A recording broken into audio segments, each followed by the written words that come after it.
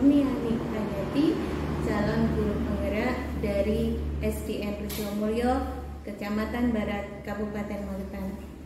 Di sini saya akan mewawancarai dua kepala sekolah untuk mengetahui bagaimana mereka menyelesaikan permasalahan kasus ilmu etika. Selamat menyaksikan.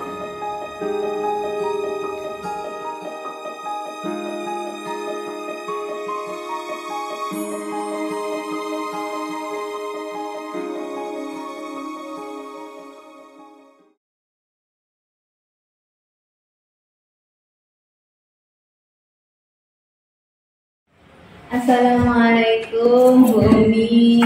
Waalaikumsalam Budaya. Monggo silakan duduk. Terima kasih.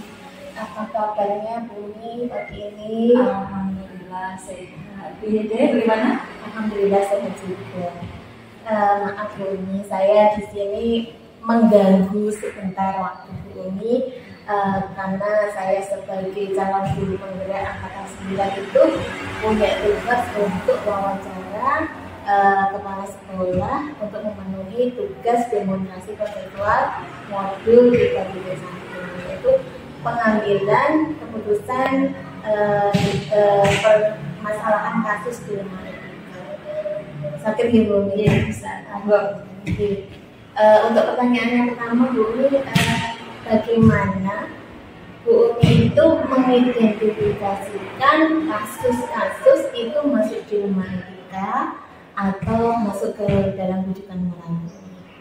Ya, kita di sekolah tentunya kita sering menghadapi suatu permasalahan, sebuah kasus itu sudah pasti. Tapi kadang kita menghadapi 2, 3, 4, 5 atau bagaimanapun yang sering kita anggap itu sama-sama benar, dan kita kadang itu perasaan kita ya itu nggak enak juga kadang juga gitu. Jadi saya anggap itu adalah sebuah dilema etika bagi saya itu tidak bisa memutuskan sendiri karena saya anggap semuanya itu baik, semuanya itu benar, tapi saya pribadi belum itu saya bisa dianggap orang lain itu benar menurut pendapat saya. Berarti kalau kasus dilema etika itu kasus yang benar, lawan benar dari yang butuh pemikiran lebih lanjut untuk menyelesaikannya. Bagaimana mungkin langkah-langkah tahap-tahapan Bu Umi dalam mengambil keputusan agar kasus itu bisa cepat selesai dan nanti bisa mengandung nilai kebajikan? Ini gitu ya, karena saya pribadi saya merasa saya tidak sempurna dan saya juga tidak bisa menilai sendiri. Sekolah juga bukan milik saya di sini hanya bertugas. Di sini saya juga punya bawahan. Jadi ketika ada sebuah permasalahan saya dapat masukan apapun itu, saya utamakan kita itu bekerja bersama. Jadi saya kumpulkan dulu. Ketika kita sudah berkumpul, lalu saya sampaikan permasalahan. Bahkan masalah itu bisa jadi dari guru sendiri bilang pada saya, tapi kan saya mengulang guru-guru, saya sampaikan ada masalah seperti ini, ada dilema etika seperti ini. Nah, saya sampaikan begitu. Lalu gini, setelah saya sampaikan, nanti saya berharap dari kalau kita sudah kumpul, saya berharap itu kita bisa mendapatkan hasil yang mana itu nanti sangat bermanfaat untuk kemajuan sekolah ini, sangat bermanfaat untuk murid dan untuk kita semuanya, dan itu paling sedikit resikonya. Nanti kalau keputusan saya sendiri kan belum tentu itu benar menurut banyak orang dan menurut semuanya. Itu kan hanya pertimbangan pribadi saya. Jadi saya kumpulkan semuanya, pertama saya kumpulkan, saya sampaikan, lalu saya minta nanti di dalam forum tersebut kita mendapatkan hasil yang sangat bermanfaat dan risikonya. Berarti dikumpulkan dulu para rekan guru, kemudian bermusyawarah bersama untuk menyelesaikan kasus tersebut, dan pengambilan keputusannya itu keputusan yang bermanfaat dan paling sedikit risiko. Bagus sekali Bu. Kemudian apa saja ya yang selama ini Bu Umi anggap efektif dalam pengambilan keputusan itu? Paling efektif itu yang pertama musyawarah. itu landasan kita dari Pancasila ya biar pokoknya musyawarah itu paling saya anggap itu yang paling efektif ya. Lalu setelah itu musyawarah kan mendapatkan manfaat dari situ ya. Terus kalau sudah seperti itu, kalau sudah kita tahu kita mendapatkan itu, lalu kita buka regulasi, ada aturan-aturan, ada PP, ada nggak di situ? Kalau sudah kan jelas. Kalau sudah mendapatkan itu, baru nanti yang kita putuskan itu baru yang paling betul itu, yang bermanfaat itu, yang sebenarnya itu untuk kemajuan untuk kita semua. Jadi yang paling efektif itu adalah musyawarah. Iya. Kemudian merupakan ada enggak dalam pengambilan keputusan itu hal-hal yang sebuah tantangannya gitu, hal-hal yang menantang dan itu menghambat pengambilan keputusan. Ada enggak ada yang menghambat? Selama ini insya Allah tidak ada. Kalau sudah keputusan ya kita laksanakan. Tetapi misalkan ada sebuah hambatan seperti itu, terkadang kan namanya mufakat, kadang ada namanya orang misalkan orang 5, ada 2 dan ada 3, itu kan tipis. Kadang yang 2 itu kurang bisa menerima. Nah kalau kita tadi setelah mufakat kan kita buka regulasinya tadi, kita tunjukkan yang itu memang yang ini, jadi yang harus dilakukan. Insya Allah kalau diberi pengertian teman-teman guru semuanya. Jadi tantangannya itu kekurang pemahaman ya. Kemudian apakah Bu Umi ini punya pada suatu kasus tertentu ya punya jadwal besok saja saya tanyakan dulu dengan yang lain gitu, atau spontan Bu dalam mengambil keputusan itu butuh pertimbangan orang lain atau spontan? Itu semuanya tergantung Bu ya. Ini kalau namanya sebuah permasalahan kan kita lihat itu bisa diselesaikan intern di sekolah atau kita harus berbicara dulu kepada orang yang lebih di atas ini, langsung berbicara di atas kita. Tapi kalau itu bisa diselesaikan di sekolah, intern di sekolah, kalau ada sebuah permasalahan ya segera Bu. Kita bilang pada guru-guru misalkan masih ada jam, berarti nanti waktu istirahat atau bagaimana cepat mungkin masalah itu sudah diselesaikan. Karena apa? Kalau tidak sudah diselesaikan bisa jadi ganti jam, ganti menit pun bahkan itu nanti sudah tambah. Bahkan nanti ketika kita mengeluarkan cek yang diselesaikan tidak hanya itu, bisa bisa jadi tambah 1, 2, 3. Jadi kalau ada masalah bisa diselesaikan. Kemudian faktor apa ya Bu yang selama ini mempermudah Bu Umi dalam mengambil keputusan? Kalau tadi ada yang sulit ya, sekarang yang mempermudah itu yang mempermudah apa saja? Iya, yang mempermudah saya di sini. Kita di sekolah itu keluarga saya yang mempermudah saya. Jadi teman-teman guru kita semuanya itu bekerja bersama-sama, semua warga sekolah ini ya guru, yang murid-murid, semuanya insya Allah mendukung kalau sebuah permasalahan kita itu saling terbuka, itu pasti semuanya saling. Lalu yang kedua, keterbukaan dari teman-teman semuanya, jika ada sebuah masalah segera disampaikan ke saya. Jadi masalah itu tidak berlarut-larut, segera kita selesaikan, segera kita kumpulkan semuanya. Kalau kumpul perlu dengan murid ya dengan murid, kalau kumpul perlu dengan guru ya dengan guru. Kalau perlu semuanya diberikan sama komite pun ya, kita terbuka. Lalu yang terakhir itu solid. Ketika saya mengatakan pada guru kita nanti rapat jam sekian, jadi semuanya itu sudah siap. Insya Allah semuanya biasa kecuali jika memang ada jaminan satu sendiri. Jadi yang mempermudah itu ya situasi kondisi yang saling mendukung sama guru gitu, juga terbuka kepada semuanya, nggak ada yang menyakiti, dan yang ketiga itu solid itu kompak.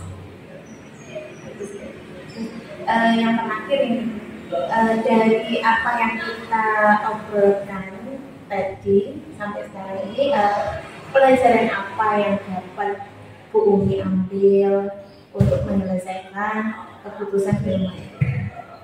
Ya, terima kasih Bu. Jadi pelajaran yang bisa kita ambil selama tadi kita diskusi tadi itu yang pertama, jika ada sebuah masalah kita itu tidak boleh menunda-nunda. Itu pertama itu. Kalau ada masalah segera diselesaikan supaya nanti tidak menumpuk dan sekolah ini tidak akhirnya pembelajaran juga tidak lancar, pembelajaran bisa berjalan dengan lancar dan sekolah pun kegiatannya tidak terhambat karena kalau tidak segera selesaikan. Lalu yang kedua, jika kita memiliki masalah, saya sampaikan sering pada guru, kalau kita punya masalah segera jadi harus supaya masalah itu segera terselesaikan, jangan hanya disimpan terus akhirnya kalau saya nggak tahu terus tidak selesaikan, akhirnya kan masalah itu berlarut-larut. Jadi kalau masalah itu harus segera selesaikan, jangan dihindari. Lalu yang ketiga, kalau sudah ada keputusan, kita sudah mencapai mufakat tadi, saya harapkan kepada teman-teman semuanya dan alhamdulillah juga sudah terlaksana, itu keputusan itu teman-teman ya, dilaksanakan dengan sungguh-sungguh. Nah, lalu yang pelajaran juga Bu, ini dari ini tadi yang sudah kita sampaikan, semoga ini bisa kita laksanakan, bisa kita terapkan. Awal pertamanya itu di lingkungan keluarga kita sendiri, di sekolah ataupun dimanapun, itu adalah sebuah pembelajaran yang berharga. Kalau ada masalah segera diselesaikan. Supaya kita tidak mengalami dilema etika yang hanya dipendam sendiri. Itu dipendam nanti tidak selesai. Iya. Jadi pelajarannya itu nggak boleh menunda, cepat. Kalau ada masalah itu tidak dihindari tapi diselesaikan secara terbuka setelah hasilnya didapat dilaksanakan, dan itu bisa diterapkan di mana saja, tidak hanya di sekolah. Iya. Terima kasih Bu Umi, saya dapat banyak sekali pelajaran dari obrolan kita. Semoga bisa bermanfaat nanti buat saya dan bisa menjadi amal buat Bu Umi. Terima kasih ya Bu Umi. Sama-sama. Monggo ini badhe tindak pundi malih nanti ke sekolah yang lain, ke SDN Unggul. Oh, ngaten. Nggih. Monggo. Assalamualaikum. Waalaikumsalam.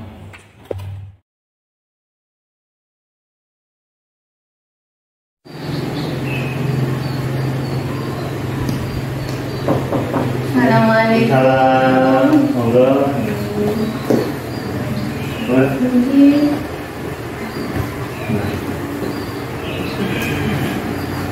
Mana? Apa kabarnya Pak Syukur nanti ini? Alhamdulillah sehat. Panjenengan gimana? Sehat juga? Alhamdulillah sehat juga. Begini Pak, saya kesini ada perlu dengan Bapak, mau merepotkan sebentar. Iya. Monggo, gimana? Begini, saya kan calon guru penggerak angkatan 9, jadi dapat tugas modul 3.3 demonstrasi kontekstual, yaitu mewawancarai kepala sekolah, bagaimana kepala sekolah itu mengambil keputusan gitu ya, yang terutama kasus dilema etika. Jadi saya ingin belajar dengan Bapak bagaimana cara mengambil keputusan dilema etika. Ya, monggo Pak. Ya, monggo kali ini kita saling berbagi ya. Nanti semoga panjenengan lulus dari itu benar bisa menggerakkan pendidikan ini. Begini Pak, yang pertama saya ingin tahu Bapak Jupri ini pasti pernah mempunyai suatu masalah atau persoalan. Bagaimana Bapak itu mendefinisikan suatu kasus itu termasuk dilema etika atau termasuk pendidikan moral? Itu bagaimana? Gini Mbak, kalau kita berbicara tentang permasalahan, pastinya kita setiap saat, setiap di manapun pasti ada permasalahan. Nah, pastinya kita bisa memilah itu dilema etika atau rujukan etika. Seperti yang kita ketahui, kalau dilema etika itu kan pastinya oh ya, ini sesuatu masalah, oh ini ada yang baik dan solusinya juga baik. Kalau rujukan moral antara yang baik dan yang kurang, itu berarti saya bisa membedakan itu. Menurut saya seperti itu.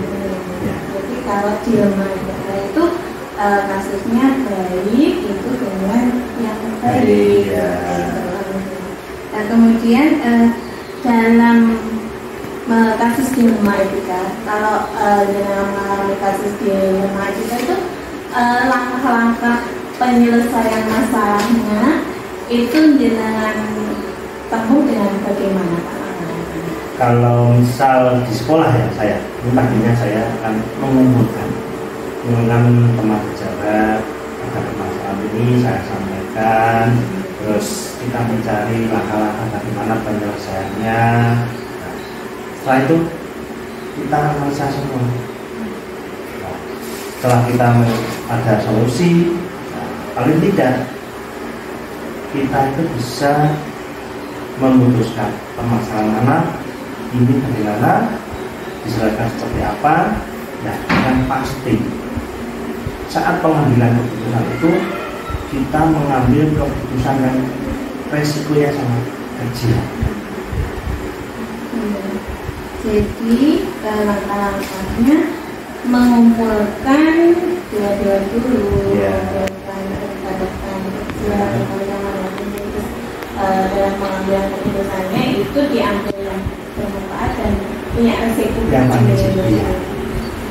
Kemudian gini Pak, mungkin ada hal-hal yang selama ini jenengan anggap efektif itu dalam pengambilan keputusan, jadi jenengan buat patokan dalam pengambilan keputusan itu.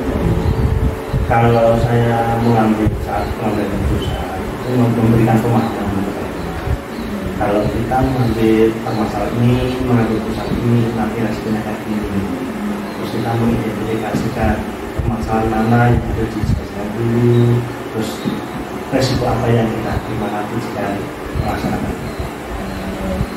Jadi biasanya dengan memberikan pemahaman dulu tentang kasus tersebut dan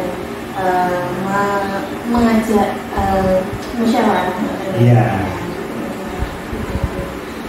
Kemudian begini Pak, dari yang selama ini dengan alami itu apa tantangan yang menjadi penghambat pengambilan keputusan tersebut? Yang pastinya kita kembali lagi ke dilema kita atau tadi rujukan moral. Tantangan di situ. Nanti misal saya mengambil keputusan ini, kalau dilema itu kan baik dan baik, tantangannya kalau saya masakan ini bagaimana resikonya. Kalau rujukan moral antara baik dan buruk saya masakan ini itu bagaimana. Pastinya itu kita harus duduk bersama untuk membicarakan masalah itu. Jadi tantangannya mengambil keputusan ya, dalam mengambil keputusan. Dalam mengambil keputusan, iya. Karena memang baik sama baik ya. Iya, betul. Kemudian apakah jenengan dalam suatu kasus itu punya jadwal tersendiri? Mungkin hari ini ada kasus, besok saja diselesaikan karena nanti saya tanyakan ke senior, atau ada kasus jenengan langsung putuskan. Ya. Kalau kita berbicara kasus Mbak, kasus misal itu saya harus bisa, oh ya permasalahan ini harus saya selesaikan saat ini. Berarti saya punya mengidentifikasi kasus itu, harus saya identifikasi. Ini yang urgent, ini yang bisa saya pending, nanti yang goyang.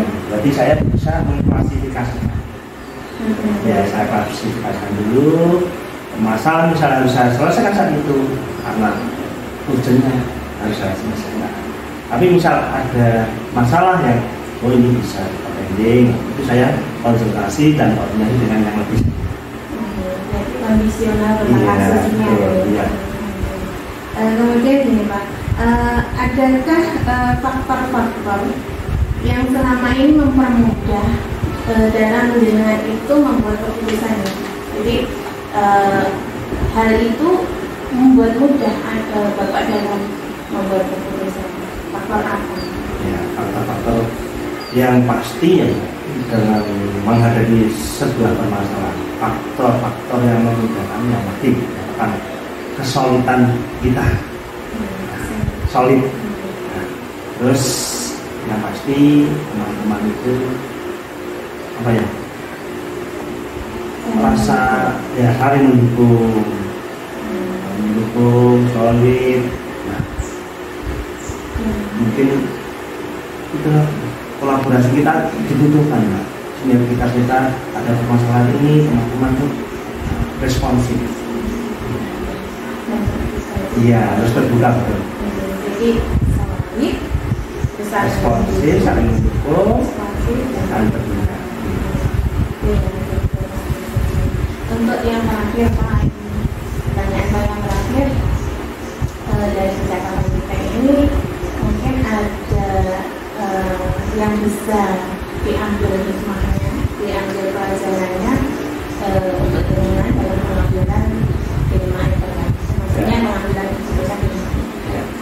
Yang pastinya kita bisa mengambil sebuah pelajarannya, yang pertama kita harus saling terbuka, terus kepedulian kita diminta itu, terus ada lagi yang paling penting itu peka terhadap lingkungan. Harus peka karena permasalahan ini harus diselesaikan saat itu juga, akan diselesaikan, kita harus peka. Dan lagi kita juga harus punya rasa percaya diri. Mengambil sebuah keputusan pastinya ada risiko. Ada risiko. Kita harus percaya diri. Nanti bisa, kalau bisa saya melakukan ini, risikonya seperti ini. Nah, yang terakhir, kita harus siap melaksanakan keputusan yang sudah kita ambil beserta resiko. Jadi ada beberapa hal yang terbuka, terus peka terhadap lingkungan kerja kita, terus rasa percaya diri dalam memutuskan, itu juga dalam melaksanakan keputusan. Sangat bermanfaat sekali, Pak.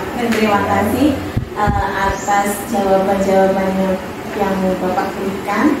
Ini sangat membantu sekali buat saya, menambah pengalaman saya bagaimana harus menyelesaikan sebuah keputusan terutama di rumah etika.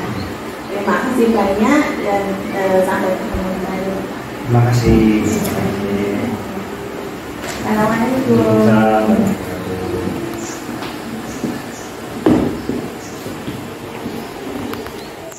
Demikianlah wawancara dengan dua kepala sekolah tentang bagaimana mengatasi permasalahan di rumah etika. Semoga bermanfaat bagi kita semua. Wassalamualaikum warahmatullahi wabarakatuh.